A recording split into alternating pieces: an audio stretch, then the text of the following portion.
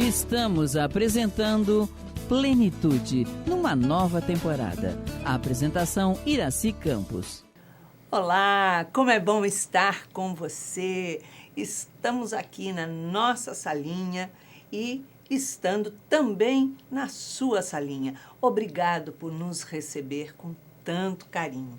Hoje nós temos o convidado aqui dos nossos estúdios do Seja Barra, um convidado querido, especial, que veio lá do sul, terrinha fria, para vir falar com a gente um pouquinho.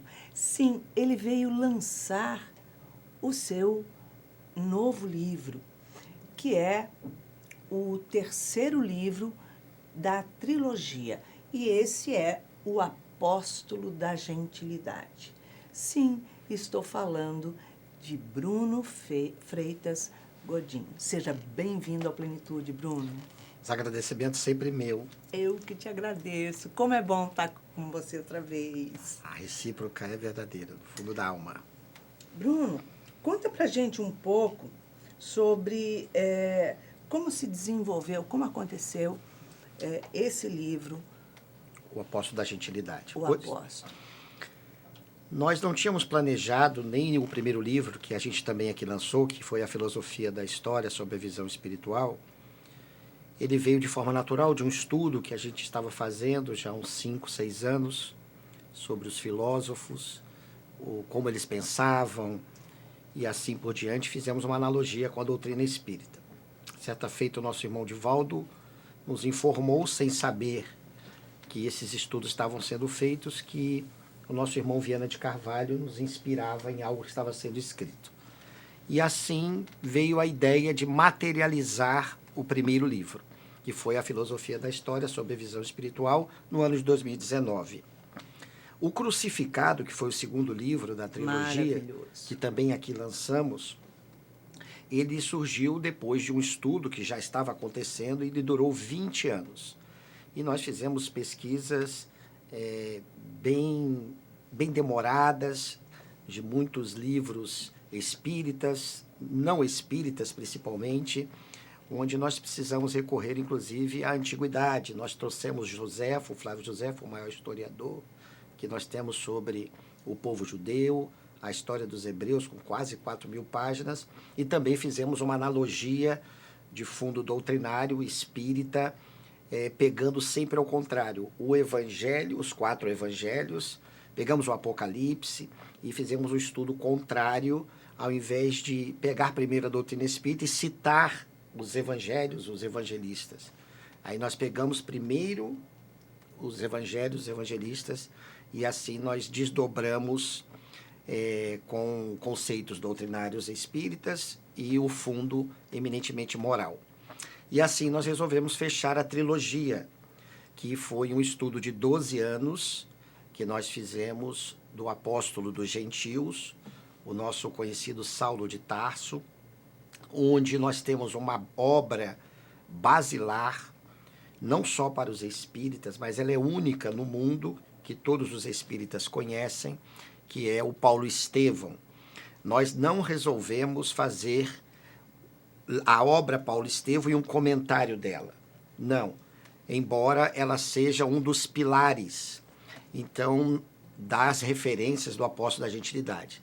Nós fizemos como Crucificado. Nós pegamos as 14 cartas de Paulo de Tarso, inclusive a dos Hebreus, que dizem não ser dele, embora nós demonstramos que o seja, e ali com Aristarco, que foi um dos seus discípulos, que escreveu a carta dos Hebreus junto com ele e dissipou-a. Por isso há aí um questionamento, uma dúvida entre os grandes teólogos se a carta era dele ou não. Mas sim, ele é quem propagou-a e usou uma linguagem muito rebuscada, grega, com verbos, um vernáculo que Paulo não tinha, daí a confusão. Então, nós lemos, estudamos as 14 cartas de Paulo e os Atos dos Apóstolos, escrito por Lucas. E aí nós fizemos como Crucificado. Agora nós vamos trazer um embasamento doutrinário, nós somos espíritas, e ali tivemos momentos que nos confrontamos com a obra Paulo Estevão, Porque você pega os Atos dos Apóstolos, há informações em que Emmanuel diz outra coisa. Então, nós fizemos essa analogia e aí trouxemos quem estava certo, não vamos dizer, Ai, e vamos deixar nossa! para que a obra demonstre esse espírito ímpar, que também escreveu Paulo e Estevão, sempre seguindo a ordem dos Atos dos Apóstolos. Ela é uma obra que veio nesse estudo de 12 anos e nós fizemos as pesquisas das suas viagens. Então, nós conseguimos trazer ilustrações com mapas. É uma obra que não existe sem nenhuma autobiografia espiritualista ou espírita com tanta ilustração. O autor procura lhe trazer, dentro da primeira viagem, por exemplo, antes do leitor ler, tem um mapa que nós temos da atual Turquia, da cidade de Tarso, a Jerusalém antiga Israel, a parte de toda a Grécia. Toda essa caminhada de Paulo ela é trilhada e mostrada ao leitor antes de ele começar o capítulo que fala, por exemplo, da primeira viagem. Foram 3 viagens, a 4ª foi a Roma e ele não voltou mais, porque lá ele chegou preso, teve a sua custódia libera, ou seja, ficou preso de 61 a 63, mas podendo pregar, e depois ali ele foi realmente trancafiado. E nós trazemos informações muito detalhadas no que tange a esses momentos de Paulo, e aí cada momento dele, buscado através dos atos e das cartas, a gente traz um comentário à luz do Espiritismo, e não deixamos de trazer também a questão moral, que é fundamental na obra. Então a gente tentou fazer uma jornada diferenciada, com bastante ilustrações, no que diz respeito ao Templo de Jerusalém, por exemplo, que é o local mais famoso à época para o clero, onde o próprio Paulo também vivia, o Sinédrio. Nós fizemos analogias com o clero, que era, e ao mesmo tempo com o Sinédrio, porque era a justiça era no Sinédrio, as decisões. Paulo se tornou um juiz. E aí nós trabalhamos as questões de como funcionava a sociedade da época. Paulo era fariseu, era um saduceu. Trouxemos várias digressões a esse respeito.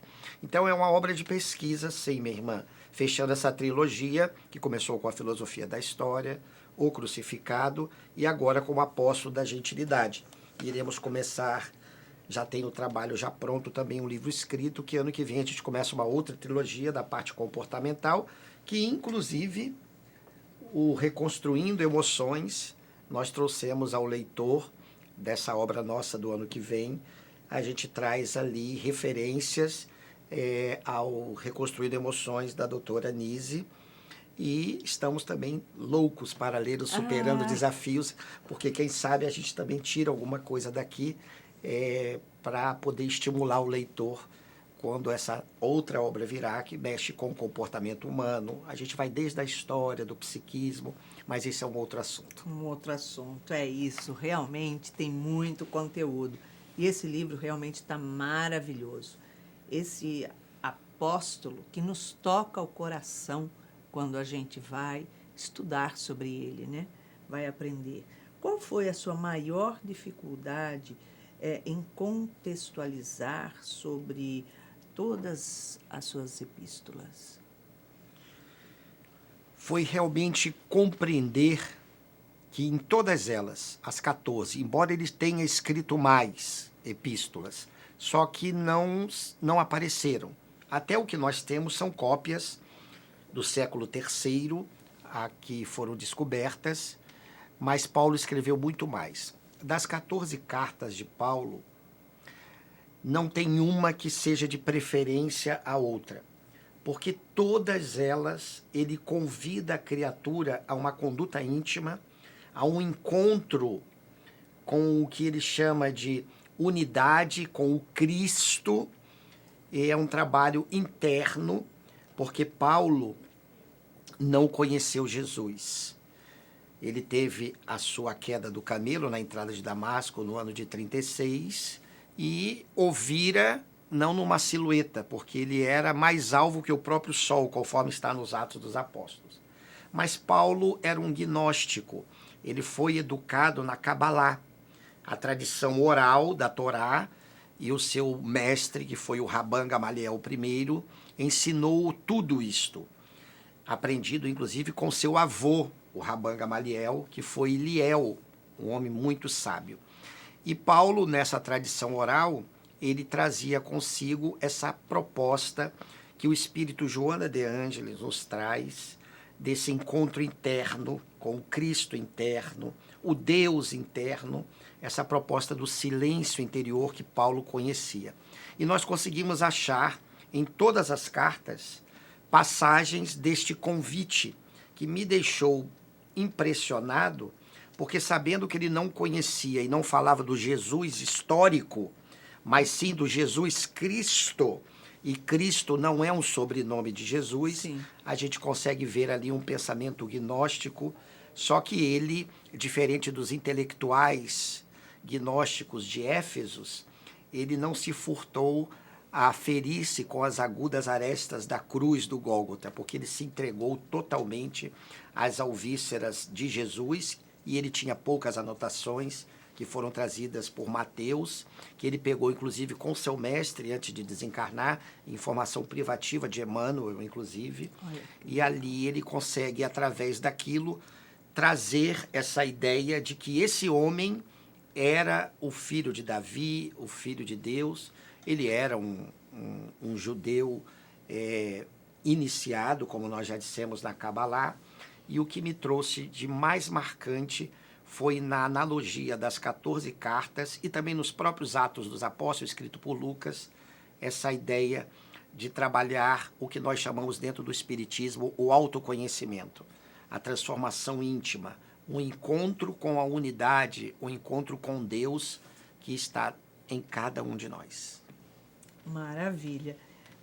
Alguma em especial, assim, a sua preferida, minha, assim, e tipo essa, Calafundo? Sim, a gente não pode deixar de esquecer a grande epopeia do amor, que foi a primeira carta aos Coríntios, onde ele cita que nós podemos fazer tudo, mas aquele que não possui o amor, ou algumas traduções, a caridade, de nada consegue evoluir. Só que esse amor que Paulo narra na primeira carta aos Coríntios, ele traz ao mesmo tempo a ideia de que ninguém ama, que é um estado de alma, se não for alguém que já possua uma fé. A fé do grego significa pistes, e do latim fides, não há o radical igual. Quando São Jerônimo traduziu a palavra fé para a Vulgata Latina, ele colocou o credere, que significa crer. Mas quando estamos falando de fé, falamos inclusive no Apóstolo da Gentilidade, explicando isso, o seu significado significa fidelidade. Fidelidade a quem? Fé, fidelidade. Ao Criador. Então, todas as atitudes de Paulo foram de fidelidade à lei divina. Estava sempre em consonância com ela, sempre obediente e resignado diante das leis divinas. Como ele diz na sua carta aos Romanos, no capítulo 1, sempre a serviço a mandado de Deus, ou seja, cumprindo o mandado de Deus, na sua carta aos Timóteos. E ele, sempre nos inícios das cartas, ele coloca que ele está a serviço de Deus, mas ele não vê um Deus somente transcendente, ele vê um Deus imanente em cada um de nós. E ele consegue trazer essa epopeia na primeira carta aos Coríntios, aonde ele fala de que nada seríamos se nós não tivermos amor, mas esse amor sempre vinculado a uma fidelidade ao Criador, a fé, que nós vamos ver no Evangelho segundo o Espiritismo, o Espírito José, numa das instruções, dizendo que é impossível alguém amar se não tiver a fé. Até mesmo porque ele fala, a fé é a mãe da esperança e da caridade. Uma pessoa só consegue ser caridosa se ela tiver essa fidelidade. Em outras palavras, só faz o bem verdadeiramente falando quem é bom. Então tem que ter a fé. A primeira carta aos Coríntios nos chama muita atenção. Quem foi realmente Paulo de Tarso e como a transformação desse homem, de Saulo para Paulo, pode nos ajudar. Na verdade, ajudar a nossa própria transformação nessa caminhada. Perfeito. A conversão de Paulo, o Saulo, que vem de Saul, um nome hebraico, para o Paulo, que foi latinizado como Paulo, o Emmanuel até traz isso muito bem em Paulo e Estevão. Nós não colocamos isso na obra, mas convidamos a todos, quem queira ler, a obra do nosso grande espírito Emmanuel, através da psicografia de Francisco Cândido Xavier. O convertido de Damasco, ele diz, olha, Saulo para Paulo, para que a gente tenha uma ideia comportamental, porque o nome é o mesmo. Um está em hebraico e o outro está latinizado, ou seja, a linguagem da época do Império Romano era o latim. Então ele foi latinizado como Paulo. Para nós não vemos nessa mudança, se não apenas de neurolinguística, de nomes, um nome próprio mudado, porque nós, inclusive, citamos, às vezes, Saulo, já convertido na obra, ou Paulo, quando não está convertido ainda. Essa conversão dele nos chamou a atenção, por quê? Porque foram quase 30 anos de semelhantes mudanças, de semelhantes, não de semelhantes condutas, porque mudou apenas o alvo, o caráter de Paulo não. Então, aqueles primeiros 30 anos da vida dele, de Tarso, onde ele nasceu, até Damasco, onde ali ele viu a figura plena do Cristo Jesus, ele perseguia de forma bem desassossegada, mas bem intrépido, aqueles que seguiam a Jesus, chamado os cristãos, ou os homens do caminho. E nesse período de 30 anos, ele depois, quase 30 anos, que foi de Damasco até Roma, ele consegue ali perceber que Jesus era o grande redentor da humanidade. Por isso que as suas pregações dali por diante, inclusive a que ele mais gostava, era falar de Jesus e falar da ressurreição. E essa ressurreição, para muitos, seria a volta de Jesus. Mas ele não traz essa conotação. Então, quando ele chegou, inclusive, na Grécia para poder falar, ele falava de Jesus e Astanasis, que as pessoas pensavam que era um casal, mas Astanasis do grego significa ressurreição. Então ele traz um aspecto de ressurreição, não de que Jesus voltaria, né? A parúzia, que era conhecida do grego, a volta de Jesus no fim do mundo. Inclusive, a primeira carta que ele escreveu aos Tessalonicenses é trazida essa contextualização, ou seja, é uma carta escatológica, falando do fim do mundo, do juízo final, do advento de Jesus, mas ele traz a conotação verdadeira, que significa essa ressurreição, a mudança, deixar o homem velho para nós nos tornarmos o homem novo. Então nós conseguimos ver nessa mudança de Saulo para Paulo, não uma mudança de nome, porque em verdade não houve. Podemos citar Saulo, Paulo apenas é uma questão de falarmos em hebraico, Saul, e falarmos Paulo, do latim. Mas sim, durante a conversão, o principal foi depois, nas suas perseguições, onde ele demonstrou durante esses 30 anos, de forma intrépida, perseguições atrozes, e ele não podia ser preso, porque era romano.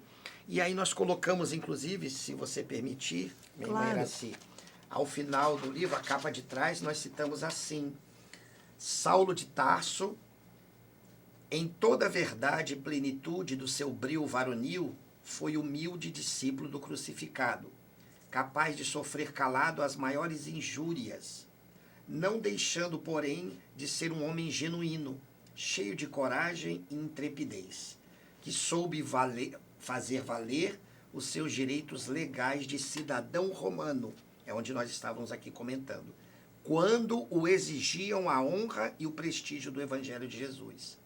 Para tanto, infelizmente, granjeou muitos adversários. Contudo, não promoveu nenhum deles à categoria de inimigos. Então, ele tinha muitos adversários, mas nenhum deles ele promoveu como se fossem inimigos, porque ele compreendia ainda a ignorância alheia. E esse foi, para mim, o autor, o grande desafio de Paulo, de ver em todos ainda crianças espirituais. Por isso que ele diz na primeira carta aos Coríntios: eu vos dei apenas leite para beber, e não alimento sólido, porque ainda não sois capazes de compreender. E quantos de nós passamos por toda essa transformação que a gente fala assim, não, eu estou me transformando, mas se você olhar, você ainda está parado, né? É verdade. Bruno, nós vamos fazer uma pergunta e deixar a resposta para o próximo bloco, nos transportando um pouquinho para Jerusalém. Você pode, através dos seus relatos, nos trazer a imagem deste lugar tão especial, porque com certeza você esteve e é algo que está muito marcado em você. Então, nós vamos deixar essa resposta para o próximo bloco. Então, olha só, hora do chazinho, rapidinho, aguarde um minutinho e voltamos já já. Estamos apresentando Plenitude, numa nova temporada. A apresentação Iraci Campos. Estamos de volta no segundo bloco do nosso programa e hoje com um convidado querido, um convidado especial, que é Bruno Freitas Godin. Vem batendo um papo especial, contando sobre o seu novo livro, o último da trilogia, e esse com o nome de O Apóstolo da Gentilidade. Então, Bruno, como nós falamos, nos leve para Jerusalém com você agora. Muito bem, Jerusalém, nós até colocamos na obra O Crucificado, trazendo uma paisagem geográfica daqueles que, porventura, futuramente a conheçam, mas se não, a gente tentou trazer no Crucificado, quando falamos da antiga Israel, a capital, Jerusalém, como era a sociedade à época. E Jerusalém, ou a terra de Sião, como é conhecida na Judéia, a capital da Judéia, nós podemos, dentro de um mapa, percebê-la ao sul, a gente observando o mapa. No meio nós temos a Samaria, que é a região que Jesus trafegou muito pouco, porque era uma sociedade helenizada, tipicamente grega, romana, e o povo de Jerusalém, de toda a Judéia, das cidades da Judéia, detestavam a Samaria e vice-versa. Tanto é que os cultos eram realizados em locais diferentes. Parece que estamos falando do dia de hoje, né? Não tenha dúvida. E nós vamos ver ao norte a região da Galileia, que foi onde Jesus deixou as suas mensagens mais belas, dentro do lago de Genezaré, transitando no barco de Simão Pedro, e a Cafarnaum, uma cidade famosa, que era a única que ele dormia, porque Simão Pedro lá residia, e ele dormia na casa dele, mas não tinha outro lugar para encostar a cabeça. Jerusalém obedecia a uma sociedade teocrática, ou seja, mandava quem tinha os poderes do conhecimento da Torá. Então, nessa sociedade teocrática, nós tivemos partidos. Hoje, quando se fala em Jerusalém, a época de Jesus, do próprio Paulo, pensa-se, quando se fala em fariseus, como sendo padres, ou alguém relacionado a uma religião. E não é isso. Os fariseus eram um partido, como se hoje fosse um partido político. Só que dentro desse partido político tinham aqueles que eram eleitos e colocados dentro do clero, ou seja, dentro do templo de Jerusalém. Por isso, Theo de Deus e Cracia, que significa comando, era um comando através de Deus. A teocracia era obediente àqueles que representavam os fariseus. Mas nós tínhamos também os saduceus, Sim. um outro partido político. que também tinham integrantes dentro do Templo de Jerusalém. Concomitantemente, tem a justiça. Então, seria o nosso Supremo Tribunal de Justiça, aqui no nosso território, o Sinédrio, onde tomavam as decisões, os julgamentos, para que pudesse alguém ser preso ou não preso. Então, Jerusalém obedecia a esse esquema, que, em verdade, era um esquema muito hipócrita do que aqueles que se encontravam tanto no Templo de Jerusalém, os sacerdotes, e os sacerdotes também faziam parte da justiça. Então, eles comandavam tudo. Eles determinavam como deveria ser feito, determinavam, faziam as acusações, as denúncias, botavam as sanções e ninguém podia falar nada. Só que por detrás da capital de Jerusalém nós tínhamos um representante romano que não se intrometia no que dizia respeito a essa sociedade teocrática. Mas, como o império dominava e era um povo também obediente ao romano, nós tínhamos ali os reis. E a época de Jesus, nós tínhamos o Herodes. A época de Paulo, nós também tínhamos o Herodes Agripa. Então, eles eram os reis da Judéia. E era um rei da Judéia vivendo para o Império Romano. Ainda bem que Paulo era cidadão romano, porque senão, na primeira, ele já teria sido morto. E uma das prerrogativas da cidadania romana é você não poder sofrer um julgamento senão na frente de César, o imperador. Você tem que ir para Roma para você sofrer um julgamento. Você não pode tomar açoites, porque um cidadão romano não toma açoites de judeus, e, ao mesmo tempo, tem que obedecer às leis que dizem respeito a Roma. E Paulo estava inserido nesse meio. Era um cidadão romano da cidade de Tarso, e Jerusalém, a essa época, eles faziam muitos cultos. Os cultos que, nas festividades que tinham, a dos tabernáculos, a festa das expiações, onde nós sabemos que mandavam matar, sacrificar bezerros, e depois que ele morria e jogado do alto do Monte Sião, que é onde está a cidade de Jerusalém, é uma cidade do alto, todo o povo tinha pago já os seus pecados. Então, essas festas ritualísticas aconteciam. E Paulo estava inserida nessa sociedade ainda ritualística.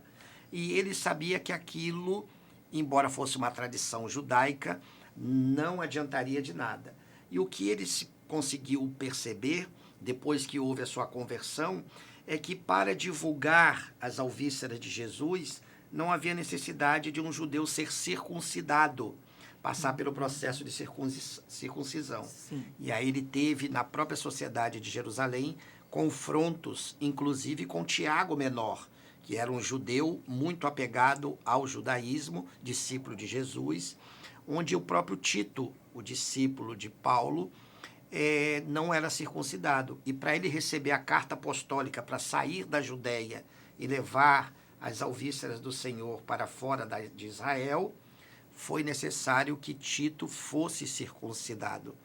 E aí ele diz, o que adianta ser circuncidado e não falar do Evangelho de Jesus? Ou ser circuncidado, ou não ser, e divulgar o Evangelho de Jesus. Ele fez um peso dentro dessa sociedade, ele diz que você possa ser então circuncidado, Tito. E aí Simão Pedro deu a carta para ele levar o Evangelho para os goíns. Goíns, do hebraico, significa pagãos. Nós chamamos de gentios, latinizado. Os estrangeiros, aqueles que são fora da Judéia. Então, Jerusalém, nessa sua sociedade teocrática, nós tínhamos esses dois partidos que comandavam todo o povo. O partido dos fariseus e o partido dos saduceus. Paulo era um fariseu, mas depois da conversão começou a haver outro lado que não a ritualística que cometiam os fariseus e as barbaridades através das hipocrisias que eles falavam, mas não cumpriam. E assim ele conseguiu, da melhor maneira possível, fazer as suas viagens, até que foi pego de novo em Jerusalém, armaram uma cilada para ele, e foram os saduceus que fizeram isso. Caifás, que era o sumo sacerdote, que colocou Jesus no julgamento, preparou também uma cilada para ele com outros, e ali ele fora preso e levado para Cesareia Marítima, aguardando lá para o seu julgamento em Roma. Então ele ficou de 58 a 60 preso na Cesareia, para depois ser levado a Roma, porque era um cidadão romano, senão já teriam acabado com ele, como várias ciladas tentaram, mas ainda não era o seu momento. Hoje, Jerusalém é uma cidade onde se confunde muito, ela é toda dividida. A Igreja Católica tomou conta da Terra Santa, nós temos lá os judeus, o local em que Jesus nasceu não é certo se ali o é, fazem muitos monumentos, e assim se confunde muito. E hoje há uma cisão muito grande em Jerusalém do judaísmo com o cristianismo, aqueles que forem para visitar. E o Templo de Jerusalém, que nós temos ele detalhadamente na obra, explicando cada local como funcionava para que o leitor possa se interagir, hoje sobrou apenas lá o Muro das Lamentações, que era um pedaço do muro do Templo de Jerusalém. Bruno, em um dos capítulos, você fala sobre o clero. Como é este clero e como era composto e quais eram suas principais características? Muito bem. O clero, ele diz respeito a todos aqueles que faziam parte do Templo de Jerusalém. Então havia cargos. Nós temos o sumo pontífice, que é o sumo sacerdote. Nós temos um exemplo na época de Jesus, que era Caifás, José Caifás, substituindo inclusive o seu sogro, Hanã, que perseguiu Jesus e assinou a sua sentença junto com Caifás. Aí nós temos, depois disso, uma gama de sacerdotes, 260 sacerdotes, que ebidamadoriamente, ou seja, uma vez por semana, passam fazendo realizações de cultos, como nós temos o exemplo de Zacarias, o marido de Isabel, era um dos sacerdotes do Templo de Jerusalém, que a gente encontra no Novo Testamento. Então nós temos esses sacerdotes, o sumo pontífice, abaixo, que seria um vice-pontífice, ele era como se fosse o chefe de toda a guarda do templo. Então ele era o comandante desse templo. E depois os sacerdotes. Temos os levitas, inclusive Jesus o cita, um levita, na passagem da parábola que nós temos do samaritano, o bom samaritano, quando ele diz, olha, o samaritano estava caído, passou ali um sacerdote e nada fez. Ou seja, o sacerdote que trabalhava e vivia dentro do Templo de Jerusalém, dentro do clero, era uma autoridade, como se fosse hoje um cardeal dentro do Vaticano. Assim eram os sacerdotes do Templo de Jerusalém. E o sumo pontífice seria o Papa. E nada fez. Passou um levita, também funcionário do Templo de Jerusalém, mas só que o levita não participava junto com o sacerdote. Eles eram responsáveis pela limpeza do Templo de Jerusalém. Então eles eram bastante limitados lá dentro. Cuidavam de colocarem a Torá no momento da reunião em tal local, arrumar todo o templo, deixar ele pronto para o culto. Esses eram os levitas. E Jesus disse, passou um levita e nada fez. E Jesus, de forma sábia, diz, olha, passou um samaritano que vocês odeiam, e foi ele quem ajudou o bom ladrão.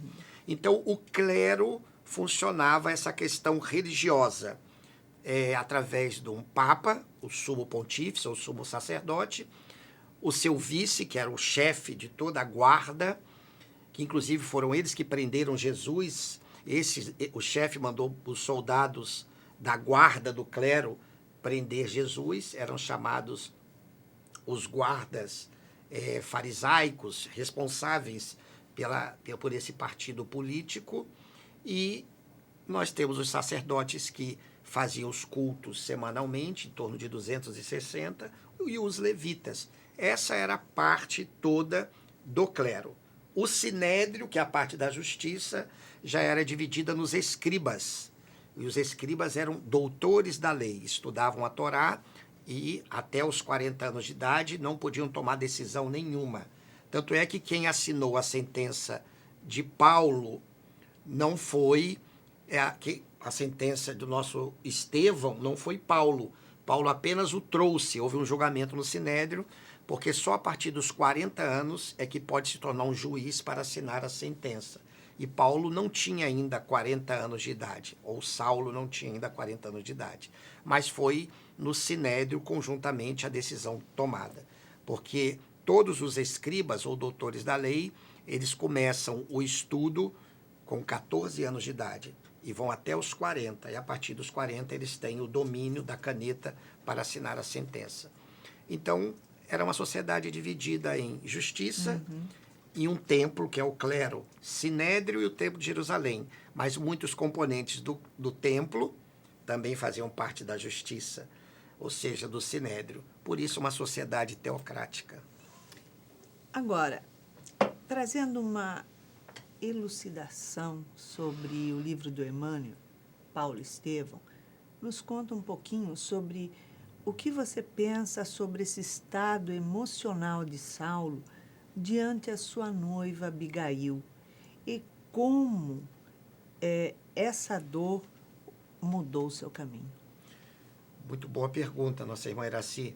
A todos que nos ouvem e nos assistem nesse programa, a gente deve lembrar que Abigail é uma informação privativa de Emmanuel. Podemos estudar a vida toda de Paulo, como nós procuramos fazer, e ainda temos um parco conhecimento das suas cartas, como dos Atos dos Apóstolos, nós não encontraremos o nome Abigail. Inclusive, Paulo acreditava que estava sempre sendo conduzido por Jesus, que ele não o conheceu. Claro que acima ele estava sempre inspirado por Jesus, mas o nosso irmão Emmanuel nos diz que era o próprio Estevão e a sua irmã Abigail. Estevão, um nome grego colocado, e a sua noiva Abigail. Essa informação nós só encontramos nessa literatura, Paulo e Estevão. Imagine só, uma literatura mundial que só se conhece o nome de Abigail na literatura Paulo e Estevão de Emmanuel. Olha só. E isso é interessante porque nós vamos vendo Saulo, e quando nós estudamos os Atos, a sua vida, as suas cartas, ele sofreu vários assédios. E nós tivemos um assédio que ele sofreu na cidade de Icônio, onde havia uma mulher, narrada inclusive pelo nosso irmão Emmanuel, onde ele sofre um assédio e ela era noiva. E nos faz lembrar uma frase de Emmanuel que ele diz: o Salvador tem vários inimigos. Mas ele não deu valor a esse galanteio dela. Ela foi preterida e depois disso ele continuou a sua ida para a Antioquia da Psídia, e aí depois foram atrás dele porque ela foi preterida. E aí, como da alma humana nós somos maledicentes, disseram que Paulo assediou, ao contrário, ele se portou perfeitamente. Por isso que Emmanuel nos traz que o Paulo, sendo um espírito muito nobre, ele demonstrou o verdadeiro amor, até mesmo o amor de uma alma que nós acreditamos ser gêmea sua, que foi Abigail, e sem ela, quando ia noivá-la, foi ele quem mandou apedrejar Estevão, seu irmão, sem assim sabê-lo, ser irmão dela. Por isso que nós não vamos encontrar nos Atos dos Apóstolos essa ligação de Abigail, nem aparece. Aparece o apedrejamento de Estevão nos Atos dos Apóstolos, mas não se relaciona à sua irmã, porque é uma questão íntima de Paulo que o nosso Emmanuel narra de forma notável, mostrando que ele tinha sentimentos. O sentimento do amor fraternal, amor do Cristo, o amor verdadeiro, como o nosso espírito Joana de Ângelo traz, e, ao mesmo tempo, encontrou a sua alma gêmea. E sem ela, viveu aqueles 30 anos depois para o Cristo, e mostrando que ele era um ser humano. Então, isso para o leitor diz, olha, o Paulo não era um homem que não tinha um sentimento por uma mulher. Ele tinha o sentimento, sim, por uma mulher, mas aquela mulher que seria sua esposa, mas foi interrompido porque a sua missão deveria ser outra. Nós não sabemos que espírito é esse Abigail, desse reencontro com os dois. Mas nós vemos na ligação de Abigail com ele, irmã Iraci, para nós, os leitores, que todos nós temos direitos a conhecermos a alma gêmea da nossa vida, ou aquela pessoa que naquela existência a providência divina nos traz para que a gente exercite o amor fraternal, o amor verdadeiro, de respeito, fidelidade e principalmente lealdade. E Paulo foi um exemplo desse. Bruno, na sua visão, como Paulo reagia às suas prisões e como nós podemos aprender com esse apóstolo sobre os cárceres e como nós mesmos provocamos em nossas vidas? Muito bem, vamos tentar responder de forma objetiva. Paulo não temia mais a morte. Então, quando ele narra na sua carta aos Coríntios, ó morte, tu foste tragada na vitória, onde está o teu aguilhão? A prisão de Paulo, para ele, nada abalava-o psicologicamente. Não havia no seu sistema límbico uma desestruturação emocional, taquicardia, vasoconstrição periférica, ele não ficava ansioso, que são essas neuroses, que inclusive a doutora Nise trabalha muito bem, como acontece conosco que temos medo da morte. Quando nós vencemos a morte, é porque nós temos uma confiança irredutível, que não volta mais atrás na providência divina, porque tudo que nos acontece está previsto. A gente costuma dizer muito isso aos outros, mas quando a dor nos apresenta, ou se nos apresenta, foge essa fidelidade ao Criador, essa fé, esse estado sereno que a fé nos faculta. Então, Paulo, nas prisões, sempre tranquilo, sempre sereno, jamais temeu-a, mas ele usava do artifício, sou um cidadão romano, porque ele queria continuar a sua missão. E aí ele não podia ficar muito tempo preso. Parece o espírito, nosso irmão Viana de Carvalho, que como militar, enquanto encarnado, ele ia trabalhar numa cidade, transferido, e ele começava a falar do espiritismo. Aí o chefe do quartel chamava ele dizendo, olha, a igreja está dizendo que você está disseminando muito espiritismo. Você vai ter que ir embora. Sai de Pelotas, no Rio Grande do Sul. Você vai para Fortaleza. Ele ia para lá e continuava falando. Aí iam transferindo ele e isso era bom porque ele ia divulgando o espiritismo em vários lugares. Então assim foi Paulo. Ele usava da prerrogativa romana, que ele não podia ficar preso por muito tempo, soltavam-no e assim ele continuava a pregação. Até que um dia ele disse, olha, eu quero responder a Nero, a César, me leve que só diante dele. E ele pediu a oitiva e ali ele conseguiu e foi decapitado. Caramba. Olha, teríamos ainda muitas outras perguntas, mas nosso tempo está esgotando. Então, eu quero convidar você, Bruno, para ler para a gente Lá Vem Ele Luminoso, que está na última parte do livro, para encerrar. Vamos ler sim, com todo carinho. Esse momento tão iluminado. Foi uma inspiração que nós recebemos durante a escrita e, obviamente, não poderia deixar de falar de Jesus. Então, como um cristão que somos, melhor dizendo, temos a vontade e procuramos ser homens crísticos, assim a gente encerra o apóstolo da gentilidade. Lá vem ele luminoso, passo sereno, olhar terno. Lá vem ele luminoso, esse amigo prazeroso, que nos fala das bem-aventuranças, palavras que nos preenchem de esperanças, prometendo-nos a humanidade, o início da fraternidade num caminhar sem fim. Lá vem ele luminoso, mostrando-nos que a vida é eterno recomeço, que o amor está na lida e a liberdade não tem preço. Sê conosco, Jesus, dá-nos a oportunidade de murmurarmos tua voz. Em cada prece, guardar a certeza de que estás diante de nós. Sê conosco, pois a verdadeira vida começa no caminho em que te encontramos. Pois bem dissestes, e João registrou, que tu és a videira e nós os ramos. Hoje, ainda, somos todos nós, as ovelhas transviadas do aprisco, procurando nos guiar seguros através de ti, nobre pastor, Jesus o Cristo. Lindo, lindo, lindo.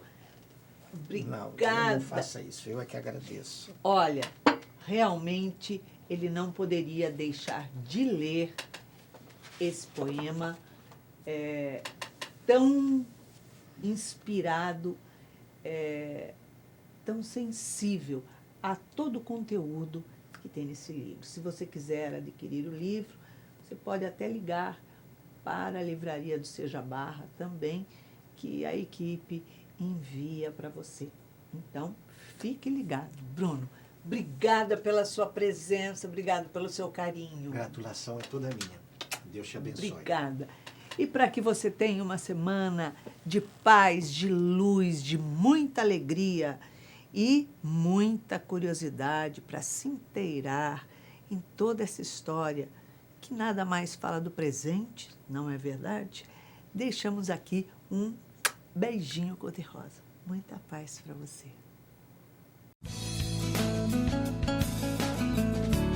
Acabamos de apresentar Plenitude.